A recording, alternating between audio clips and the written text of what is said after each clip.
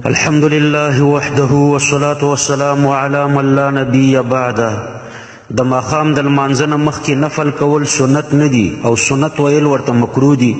د دې لپاره به د الله پاک په توفیق باندې زه 10 احادیث پیش کم. دا غینه به تاسو ته معلومات وشي چې د دې 2 رکعاتو نه کول بهتر دي او دې ته سنت ویل مکروه دي. اول عن طاووس قال سئل ابن عمر عن الركعتين قبل المغرب فقال ما رأيت أحدا على عهد رسول الله صلى الله عليه وسلم يصليهما ورخص في الركعتين بعد العصر. ابو داود جل اول صفحه يوصل او 2 د حضرت عبد الله بن عمر رضي الله عنهما د ماخام د لمانځنه مخکې د 2 رکعاتونو نفل په باره کې پوښتنه وشوه، نو هغه ورته وفرمیل چې ما د رسول الله صلی الله علیه وسلم په زمانه کې هیڅ څوک د دې 2 رکعاتونو نفل په کولو باندې نه دی لیدلی او په دې مې هم څوک نه دی لیدلی چې د مازدیګر د لمانځنه وروسته 2 رکعاتونو ته اجازت ورکړې وي. دویم عن حماد قال سألت إبراهيم عن الصلاة قبل المغرب فنهاني عنها وقال إن النبي صلى الله عليه وسلم وأبا بكر وعمر لم يصلوهما. كتاب الآثار للإمام أبي حنيفة برواية الإمام محمد صفحة 2. حضرت حماد فرمای چې د ابراهیم نخعینا د ماخام د لمانځنه مخکې د 2 رکعاتونو په باره کې پوښتنه وشوه.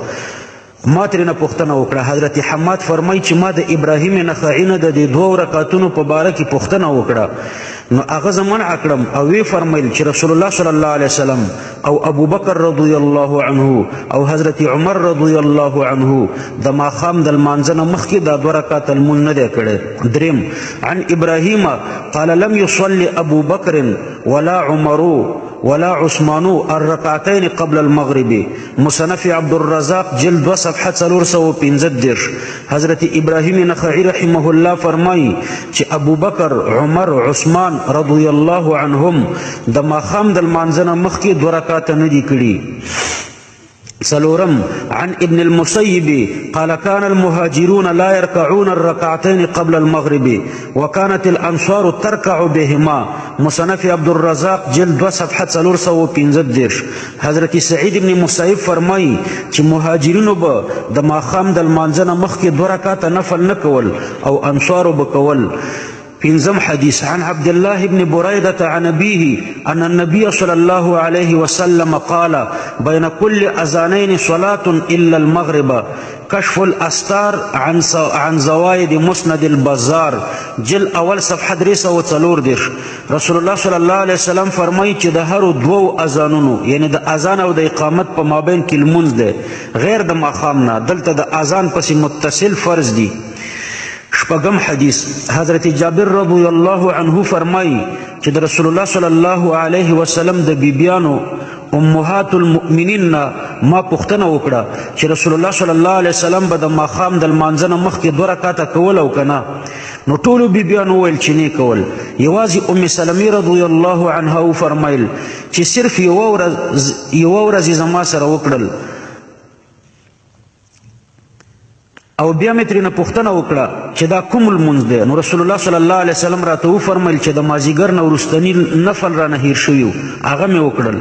رواه الطبراني في كتاب مسند الشاميين بحواله نصب الرايه جلد 2 صفحه 141.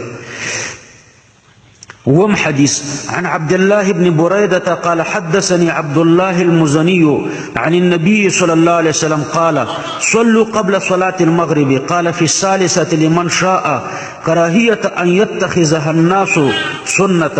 بخاري جل اول صفحه 150. رسول الله صلی الله علیه وسلم فرمایل چې د ماخام د لمانځنه مخکې لمونځ کوئ. په دریم ځلې وفرمیل چې که د چا خوښه وي نو هغه دې کوي او که د چا خوښه وي نه دې کوي. دا خبره پیغمبر علیه السلام ځکه وکړه چې رسول الله صلی الله علیه وسلم دې 2 رکعاتونو ته سنت ویل نه خوښول.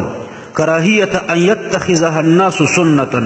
پیغمبر علیه السلام دا مکروه ګڼله چې څوک دې ته سنت ووایي. بخاري جل اول صفحه 150. اتم حدیث ابو تمیم د ماخام د لمانځنه مخکې 2 رکعاته نفل وکړل. مرصد ابن عبد الله تعجب وکړو، نو عقبه ابن عامر الجهني ته ورغلو او د خپل تعجب ذکر ورته وکړو. هغه ورته وفرمایل چې موږ د نبي کریم صلی الله علیه وسلم په زمانه کې دا 2 رکعاته کول. نو مرصد ابن عبدالله ورته وفرمایل چې اوس یې ولې نه کوئ؟ هغه ورته وفرمایل چې اوس موږ مصروف یو. بخاري جلد اول صفحه 150. د دې حدیث نه معلومیږي چې په ابتدا کې به دا 2 رکعاته کېدل او وروسته بیا د صحابه او د تابعینو په زمانه کې بالکل متروک شول. که متروک نه وی نو مرصد ابن عبدالله به تعجب نه کولو.